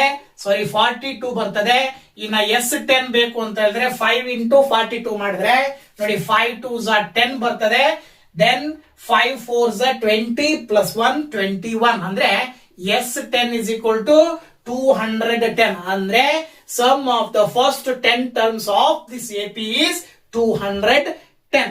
ಈ ಸಮಾಂತರ ಶ್ರೇಣಿಯ ಮೊದಲ 10 ಪದಗಳ ಮೊತ್ತವು 210 ಅಂತ ಹೇಳಿ ನೀವು ಕೆಳಗಡೆ ಬರಿಬೇಕಾಗತ್ತೆ. ಅರ್ಥ ಆಯ್ತಲ್ವಾ? ಇನ್ನು ನೆಕ್ಸ್ಟ್ 20th ಕ್ವಶನ್ ಏನ್ ಹೇಳುತ್ತೆ ಅಂತಕ್ಕಂಥದ್ದನ್ನ ನೋಡೋದಾದ್ರೆ, in a circle with centre O, AP is the diameter and AP is the tangent. Okay, so then drawn at the point A, okay, if angle OCB is equal to 25 degree, then find the measure of angle APB ಅಂತ ಕೇಳಿದ್ದಾರೆ. ಅಂದ್ರೆ ಈ angle ಅನ್ನ ಕಂಡುಹಿಡಿಯಿರಿ ಅಂತ ಅವ್ರ question. ಚಿತ್ರದಲ್ಲಿ O ಕೇಂದ್ರವುಳ್ಳ ವೃತ್ತದಲ್ಲಿ APಯು ಒಂದು ವ್ಯಾಸವಾಗಿದೆ ಮತ್ತು APಯು A ಬಿಂದುವಿನಲ್ಲಿ ಎಳೆದ ಸ್ಪರ್ಶಕವಾಗಿದೆ. OCB ಕೋನ 25 ಡಿಗ್ರಿ ಆದರೆ APBಯ ಅಳತೆಯನ್ನು ಕಂಡುಹಿಡಿಯಿರಿ ಅಂತ ಪ್ರಶ್ನೆ.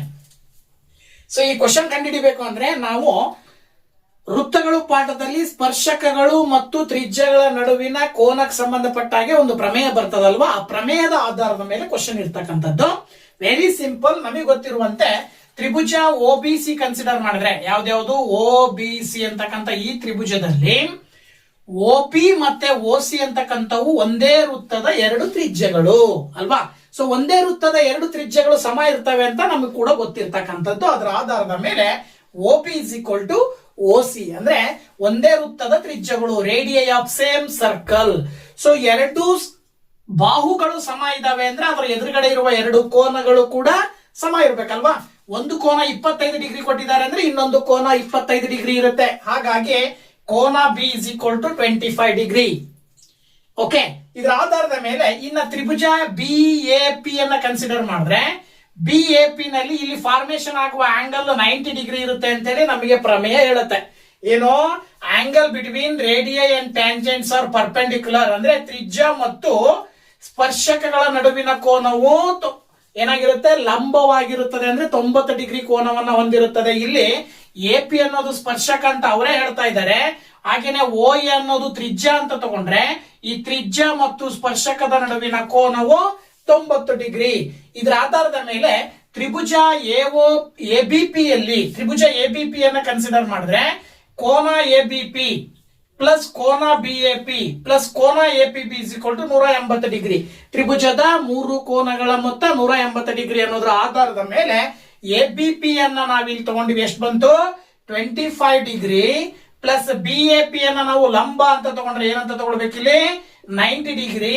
ಇನ್ನ ನಿಮಗೆ ಬೇಕಾಗಿರೋದು APB that is equal to 180 degree. ಈಗ APB ಬೇಕು ಅಂತ ಹೇಳಿದ್ರೆ ವೆರಿ ಸಿಂಪಲ್, 180 ಡಿಗ್ರಿ ಈ 90 ಮತ್ತೆ 25 ಕೂಡಿದ್ರೆ ನಿಮಗೆ 115 ಡಿಗ್ರಿ ಬರುತ್ತೆ. ಆ 115 ಡಿಗ್ರಿಯನ್ನ ಆ ಕಡೆ ಕಳಿಸಿದಾಗ ಮೈನಸ್ 115 ಡಿಗ್ರಿ ಆಗತ್ತೆ. ಸೊ ಈಗ ನೀವು 180ರಲ್ಲಿ 115 ಡಿಗ್ರಿಯನ್ನ ಕಳೆದ್ರಿ ಅಂತ ಹೇಳಿದ್ರೆ ಎಷ್ಟು ಬರುತ್ತೆ, 65 ಡಿಗ್ರಿ ಬರುತ್ತೆ. ಎಷ್ಟು ಬರುತ್ತೆ, 65 ಡಿಗ್ರಿ. ಇದು APB ಯ ಅಳತೆ. ನಿಮಗೆ ಕೇಳಿರೋದು ಕೋನ APB ಯ ಅಳತೆ ಎಷ್ಟು ಅಂತ ಕೇಳಿದರೆ ಕೋನ APB ಯ ಅಳತೆ 65 ಡಿಗ್ರಿ ಅಂತೇಳಿ ನಾವು ಸುಲಭವಾಗಿ ಹೇಳಬಹುದು. ಓಕೆನಾ. ಓಕೆ, 2 ಅಂಕದ ಇನ್ನೊಂದು ಕ್ವಶನ್ 21 ಬಂದ್ಬಿಟ್ಟು ಏನ್ ಹೇಳುತ್ತೆ, find the roots of the quadratic equation 2x² plus x minus 6 is equal to 0. ಅಂದ್ರೆ ಈ ವರ್ಗ ಸಮೀಕರಣದ ಮೂಲಗಳನ್ನು ಕಂಡು ಹಿಡಿಯಿರಿ ಅಂತ ಕೊಟ್ಟಿದ್ದಾರೆ. ಸೊ ವರ್ಗ ಸಮೀಕರಣದ ಮೂಲಗಳನ್ನ ಕಂಡು ಹಿಡಿಲಿಕ್ಕೋಸ್ಕರನೇ ಫೇಮಸ್ ಮತ್ತೆ ಪಾಪ್ಯುಲರ್ ಆಗಿರುವಂತ ಒಂದು ಮೆಥಡ್ ಯಾವುದು, ಫ್ಯಾಕ್ಟರೈಸೇಷನ್. ಸೊ ಫ್ಯಾಕ್ಟರೈಸೇಷನ್ ಮೆಥಡ್ ಅನ್ನ ಬಳಸ್ಬಿಟ್ಟು ಇದರ ಒಂದು ಮೂಲಗಳನ್ನ ನಾವು ಕಂಡುಹಿಡಿಯೋದಾದ್ರೆ ಏನ್ ಮಾಡ್ತೀವಿ, x² ನ ಸಹಗುಣಕವನ್ನ ಬರ್ಕೊಳ್ತೀರಾ, ಹಾಗೇನೆ ಕಾನ್ಸ್ಟೆಂಟ್ ನಂಬರ್ ಅನ್ನ ಬರ್ಕೊಳ್ತೀರಾ, ಅವೆರಡನ್ನ ಮಲ್ಟಿಪ್ಲೈ ಮಾಡ್ತೀರಾ. ಎಷ್ಟು ಬರುತ್ತೆ, -12 ಬರುತ್ತೆ. ಈಗ ನೀವು ಎರಡು ಸಂಖ್ಯೆಗಳನ್ನ ತಗೊಂಡು ಗುಣಾಕಾರ ಮಾಡಿದ್ರೆ -12 ಬರಬೇಕು. ಎಕ್ಸ್ ನ ಪಕ್ಕದಲ್ಲಿರುವ ಸಹಗುಣಕ ಯಾವಾಗ ಬರಬೇಕು, ಆ ಎರಡು ಸಂಖ್ಯೆಗಳನ್ನ ಕೂಡಿದ್ರೆ ಅಥವಾ ಕಳೆದ್ರೆ. ಸೊ ಇಲ್ಲಿ ಎಕ್ಸ್ ನ ಸಹಗುಣಕ 1 ಇದೆ ಅಂದ್ರೆ 1 ಬರಬೇಕು, ಕೂಡಿದ್ರೆ ಅಥವಾ ಕಳೆದ್ರೆ, ಗುಣಿಸಿದ್ರೆ 12 ಬರಬೇಕು. ಅಂದ್ರೆ 4 ಮತ್ತೆ 3 ತಗೊಳ್ರಿ, 4ರಲ್ಲಿ 3 ಕಳೆದ್ರೆ 1 ಬರುತ್ತೆ, 4 ಮತ್ತೆ 3 ಗುಣಾಕಾರ ಮಾಡಿದ್ರೆ 12 ಬರುತ್ತೆ. ಅಲ್ಲಿಗೆ 4 3s 12. ದೆನ್ ಇಲ್ಲಿ ಚಿಹ್ನೆ ಸೈನ್ ಮೈನಸ್ ಇರೋದ್ರಿಂದ ಇಲ್ಲಿ ಸೈನ್ ಪ್ಲಸ್ ಇರೋದ್ರಿಂದ ನೀವು ತಗೊಂಡಿರುವ ಎರಡೂ ಸಂಖ್ಯೆಗಳಲ್ಲಿ ದೊಡ್ಡ ಸಂಖ್ಯೆಗೆ ಚಿಹ್ನೆ ಪ್ಲಸ್ ಹಾಕ್ರಿ, ಚಿಕ್ಕ ಸಂಖ್ಯೆಗೆ ಚಿಹ್ನೆ ಮೈನಸ್ ಹಾಕ್ರಿ. ನೋಡಿ ಈಗ ಏನ್ ಬರ್ತಾ ಇದೆ ಅಂತ ಹೇಳಿದ್ರೆ 2x² ಪ್ಲಸ್ ಇದನ್ನ 4x ಅಂತ ಬರ್ಕೊಳ್ರಿ, ಹಾಗೇನೆ -3x ಅಂತ ಬರ್ಕೊಳ್ರಿ, ನಂತರ -6 ಹಾಗೆ ಬರೀರಿ. ಈಗ ಮೊದಲಿಗೆ 3 ಪದಗಳಿದ್ದು ಈಗ 2 ಪದಗಳ ಒಂದು ಗುಂಪಾಯ್ತು. ಸೊ ಈಗ 2 ಪದಗಳ ಒಂದು ಗುಂಪು ಮಾಡಿ 2 ಗುಂಪುಗಳಲ್ಲಿ ಕಾಮನ್ ಆಗಿರುವಂತದ್ದನ್ನ ಬ್ರಾಕೆಟ್ ಇಂದ ಹೊರಗಡೆ ನೀವು ಬರ್ಕೊಳ್ಳೋದಾದ್ರೆ ಇವೆರಡರಲ್ಲೂ ಕಾಮನ್ ಆಗಿ 2x ಇದೆ. ಇಲ್ಲಿ ನಿಮಗೆ x+2 ಉಳಿತದೆ. ಇವೆರಡರಲ್ಲೂ ಕಾಮನ್ -3 ಇದೆ. ಇಲ್ಲೂ ಕೂಡ x+2 ಉಳಿತದೆ. That is equal to 0. ನಿಮಗೆ ಸಾಮಾನ್ಯವಾಗಿರುವ ವರ್ಗ ಸಮೀಕರಣ ಆಗಿರೋದ್ರಿಂದ 2 ಅಪವರ್ತನಗಳು ಬರ್ತವೆ, ಅಂದ್ರೆ 2 ಫ್ಯಾಕ್ಟರ್ಸ್ ಬರ್ತವೆ. ಆ 2 ಫ್ಯಾಕ್ಟರ್ಸ್ ಅಲ್ಲಿ ಒಂದು ಆಲ್ರೆಡಿ ಸಿಕ್ಬಿಟ್ಟಿದೆ ನಿಮಗೆ x+2 ಅನ್ನೋದು. ಇನ್ನ ಇದಿಷ್ಟು ಗುಂಪಲ್ಲಿ 2x ಅನ್ನೋದು ಒಂದು ಉಳಿದಿದೆ, ಇದಿಷ್ಟರಲ್ಲಿ -3 ಉಳಿದಿದೆ. ಈ ಮೂಲಗಳನ್ನ ಕಂಡುಹಿಡಿಬೇಕಾಗಿರೋದ್ರಿಂದ ಈ ಎರಡು ಅಪವರ್ತನಗಳನ್ನ ಈಕ್ವಲ್ ಟು 0 ಅಂತ ತಗೊಳ್ರಿ. ನೋಡಿ ಇಲ್ಲಿ x plus 2 is equal to 0 ಅಥವಾ 2x minus 3 is equal to 0 ಅಂತ ತಗೊಂಡ್ರೆ ಈ ಪ್ಲಸ್ 2 ಈಕ್ವಲ್ ಇಂದ ಆ ಕಡೆ ಹೋದ್ರೆ ಮೈನಸ್ 2 ಬಂತು, ಎಕ್ಸ್ ಗೆ ಒಂದು ಬೆಲೆ ಸಿಕ್ತು. ಹಾಗೇನೆ ಇಲ್ಲಿ 2x is equal to minus 3 ಆ ಕಡೆ ಕಳಿಸಿದ್ರೆ ಪ್ಲಸ್ 3 ಆಗತ್ತೆ. ನೆಕ್ಸ್ಟ್ ಸ್ಟೆಪ್ ಬಂದ್ಬಿಟ್ಟು 2 ಈಕ್ವಲ್ ಇಂದ ಆ ಕಡೆ ಕಳಿಸಿದ್ರೆ 3 ಡಿವೈಡೆಡ್ ಬೈ 2 ಬರುತ್ತೆ. ಸೊ ನೀವು ಕಂಡುಹಿಡಿಬೇಕಾಗಿರುವಂತ ಎರಡು ಮೂಲಗಳು ಯಾವ್ದ್ಯಾವ್ದು ಅಂದ್ರೆ ಒಂದು -2, ಇನ್ನೊಂದು 3 ಡಿವೈಡೆಡ್ ಬೈ 2.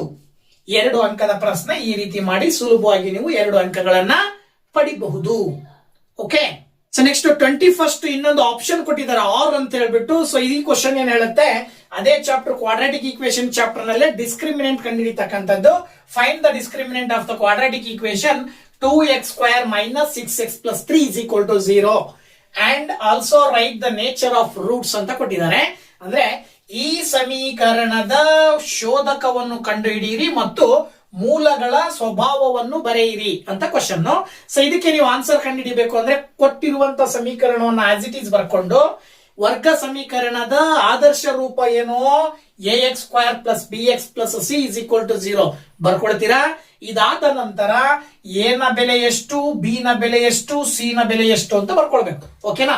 ನೋಡಿ ಎ ನ ಬೆಲೆ ಬಂದ್ಬಿಟ್ಟು 2, ಬಿ ನ ಬೆಲೆ ಬಂದ್ಬಿಟ್ಟು -6, ಸಿ ನ ಬೆಲೆ 3. ಇದರ ಆಧಾರದ ಮೇಲೆ ಡಿಸ್ಕ್ರಿಮಿನೆಂಟ್ ಕಂಡುಹಿಡಿಯಲಿಕ್ಕೋಸ್ಕರನೇ ಸೂತ್ರ ಇದೆ, ಶೋಧಕ ಕಂಡುಹಿಡಿಯುವ ಸೂತ್ರ ಏನು, delta is equal to b² - 4ac ಅನ್ನುವಂತ ಸೂತ್ರ. ಈ ಸೂತ್ರದ ಆಧಾರದ ಮೇಲೆ ನೀವು ಇಲ್ಲಿ ತಗೊಂಡಂತ ಬೆಲೆಗಳನ್ನ ಸಬ್ಸ್ಟಿಟ್ಯೂಟ್ ಮಾಡಿದ್ರಿ ಅಂತ ಹೇಳಿದ್ರೆ ಡೆಲ್ಟಾಗೆ ನೀವು ಬೆಲೆಯನ್ನ ಕಂಡುಹಿಡಿಯಬಹುದು. ನೋಡಿ ಬಿ ಅಂತ ಹೇಳಿದ್ರೆ -6 ಹೋಲ್ ಸ್ಕ್ವೇರ್ -4 ಇಂಟು ಎ ಅಂದ್ರೆ 2, ಸಿ ಅಂದ್ರೆ 3. ಅಲ್ಲಿಗೆ ಡೆಲ್ಟಾದ ಬೆಲೆ -6 ಅನ್ನ ಸ್ಕ್ವೇರ್ ಮಾಡಿದಾಗ ನಿಮಗೆ 36 ಬರುತ್ತೆ. ದೆನ್ ಈ ಕಡೆ 4 2s 8, 8 3s 24.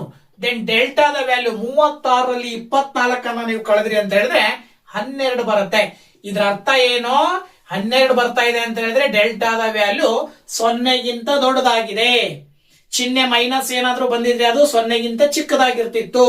ಸೊ ಡೆಲ್ಟಾದ ಬೆಲೆ 0ಗಿಂತ ದೊಡ್ಡದಾಗಿ ಬಂದಿತ್ತು ಅಂತ ಹೇಳಿದ್ರೆ ಆ ಒಂದು ಸಮೀಕರಣದ ಮೂಲಗಳ ಸ್ವಭಾವ ಏನಾಗಿರುತ್ತಪ್ಪ ಅಂದ್ರೆ ಸಮೀಕರಣದ ಮೂಲಗಳು ಏನು ವಾಸ್ತವವಾಗಿರ್ತವೆ, ಆದ್ರೆ ಬೇರೆ ಬೇರೆ ಆಗಿರ್ತವೆ, ಅಂದ್ರೆ ವಿಭಿನ್ನವಾಗಿರ್ತವೆ. ಅಂದ್ರೆ roots are real and distinct ಅಂತ ಹೇಳಿ ಕರಿತೀವಲ್ವಾ. So therefore roots are real and distinct ಅಂತ ಬರೀಬೇಕು. ಓಕೆನಾ. ಕನ್ನಡ ಮೀಡಿಯಂ ನಲ್ಲಿ ಬರೆಯೋದಾದ್ರೆ ಮೂಲಗಳು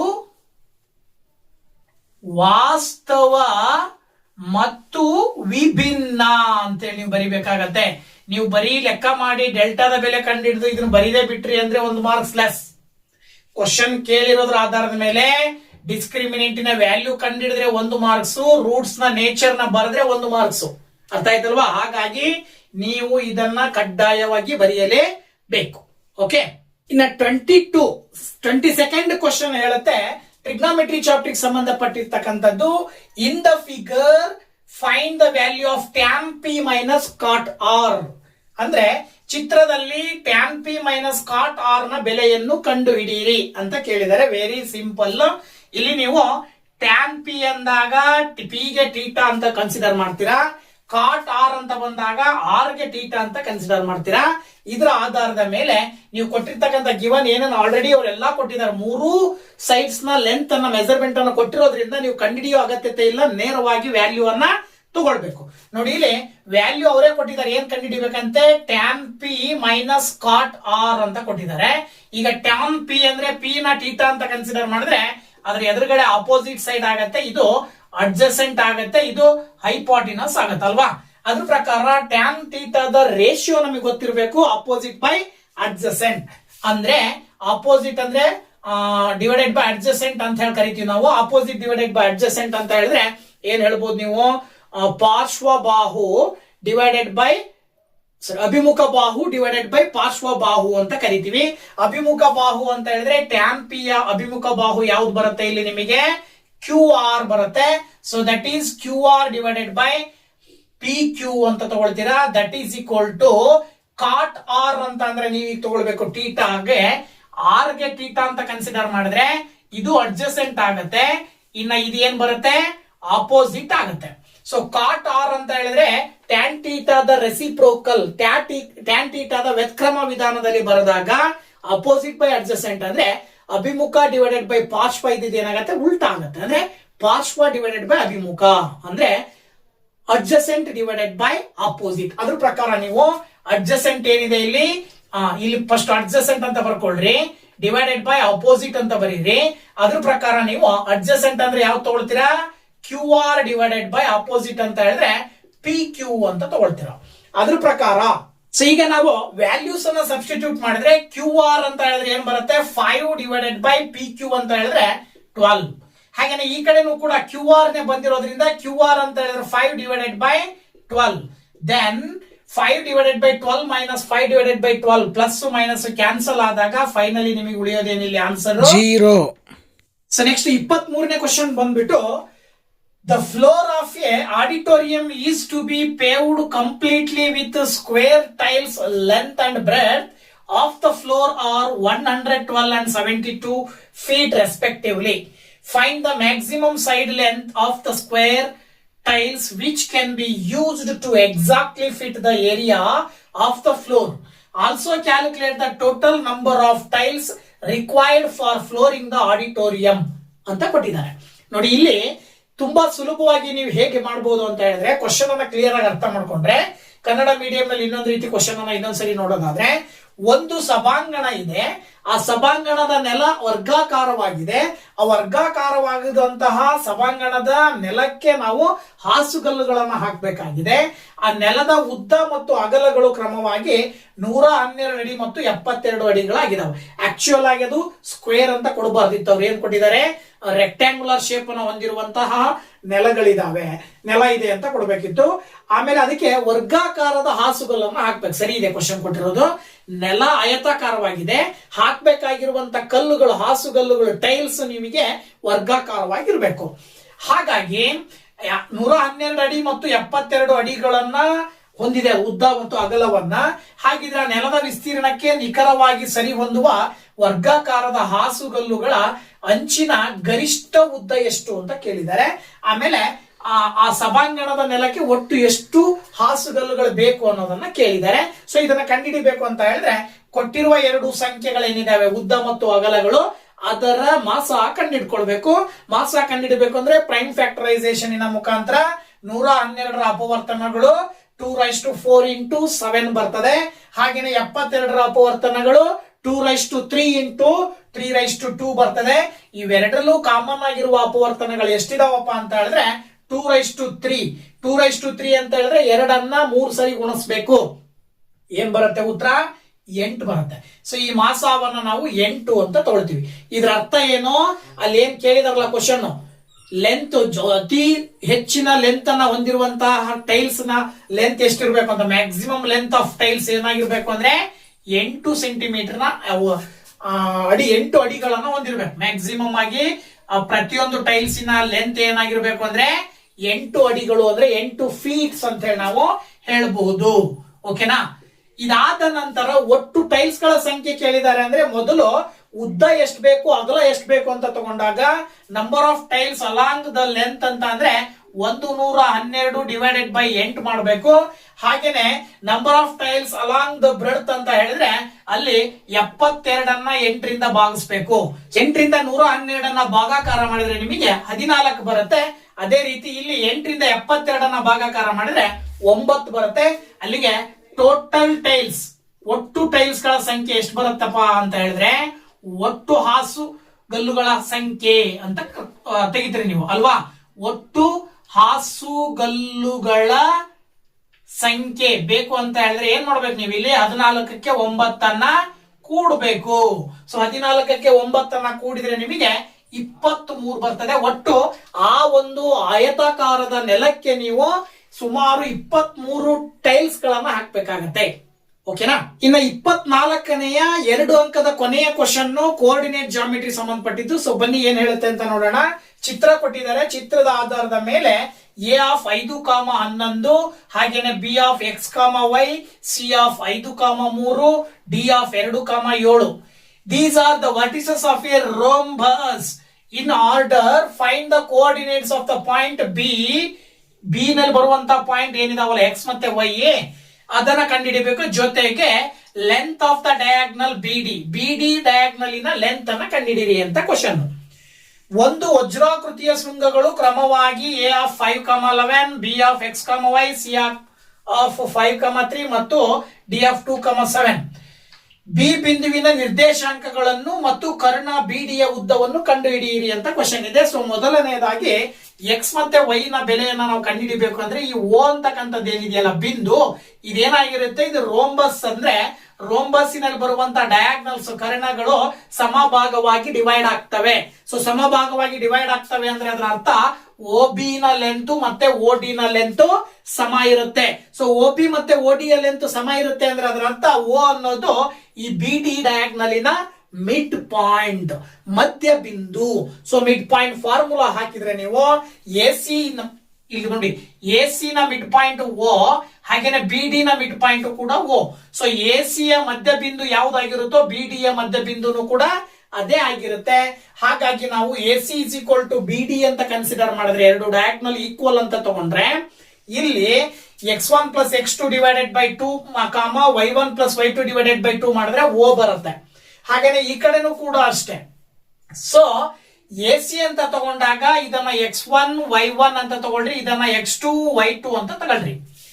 ಅಲ್ಲಿಗೆ x1 ಪ್ಲಸ್ x2 ಬೈ 2 ಅಂತ ಹೇಳಿದ್ರೆ ಏನಾಗುತ್ತೆ, 5 ಪ್ಲಸ್ 5 ಡಿವೈಡೆಡ್ ಬೈ 2 ಆಗತ್ತೆ. y1 ಪ್ಲಸ್ y2 ಅಂದ್ರೆ 11 ಪ್ಲಸ್ 3 ಡಿವೈಡೆಡ್ ಬೈ 2 ಆಗತ್ತೆ. ಈ ಕಡೆ x1 ಅಂತ ಹೇಳಿದ್ರೆ ಬಿ ಎಕ್ಸ್ ಅಂತ ತಗೊಳ್ರಿ, ಪ್ಲಸ್ x2 ಅಂತಂದ್ರೆ 2 ತಗೊಳ್ರಿ ಡಿವೈಡೆಡ್ ಬೈ 2. ಹಾಗೇನೆ y1 ಪ್ಲಸ್ y2 ಅಂತ ಹೇಳಿದ್ರೆ y ಪ್ಲಸ್ 7 ಡಿವೈಡೆಡ್ ಬೈ 2 ಅಂತ ತಗೊಳ್ರಿ. ಈಗ ಇವೆರಡನ್ನ ಅಬ್ಸರ್ವ್ ಮಾಡಿದ್ರೆ ಈ ಕೋಆರ್ಡಿನೇಟ್ ಮತ್ತೆ ಈ ಕೋಆರ್ಡಿನೇಟ್ ಅನ್ನ ಈಕ್ವಲ್ ಅಂತ ತಗೊಳ್ರಿ, ಎಡಭಾಗದಲ್ಲಿ ಇರ್ತಕ್ಕಂಥ ಕೋಆರ್ಡಿನೇಟ್ ಅನ್ನ ಈಕ್ವಲ್ ಅಂತ ತಗೊಳ್ರಿ. ಅಲ್ಲಿಗೆ 5 ಪ್ಲಸ್ 5 ಅಂದ್ರೆ 10 ಬರುತ್ತೆ. 10 ಡಿವೈಡೆಡ್ ಬೈ 2 ಮಾಡಿದ್ರೆ 5, that is equal to X plus 2 divided by 2 ಆಯ್ತು. ಅದೇ ರೀತಿ 11 ಪ್ಲಸ್ 3 ಮಾಡಿದ್ರೆ ಆಕ್ಚುಲಿ 14 ಬರುತ್ತೆ. 14 ಡಿವೈಡೆಡ್ ಬೈ 2 ಮಾಡಿದ್ರಿ ಅಂದ್ರೆ ನೀವು 7 ಬರುತ್ತೆ, that is equal to y plus 7 by 2. ಈಗ 2 ನ ಈಕ್ವಲ್ ಇಂದ ಈ ಕಡೆ ತಗೊಂಡ್ಬಂದ್ರೆ ಇಂಟು 2 ಆಗತ್ತೆ, that is equal to X plus 2. Same ಇಲ್ಲೂ ಕೂಡ 7 into 2 is equal to y plus 7. 5 2s are 10 plus 2 ಈ ಕಡೆ ತಗೊಂಡ್ಬಂದ್ರೆ minus 2, that is equal to 6. ಅದೇ ರೀತಿ 7 2s are 14 minus 7, that is equal to y. Then 10 minus 2 ಅಂತ ಹೇಳಿದ್ರೆ x ನ ಬೆಲೆ 8 ಬರುತ್ತೆ.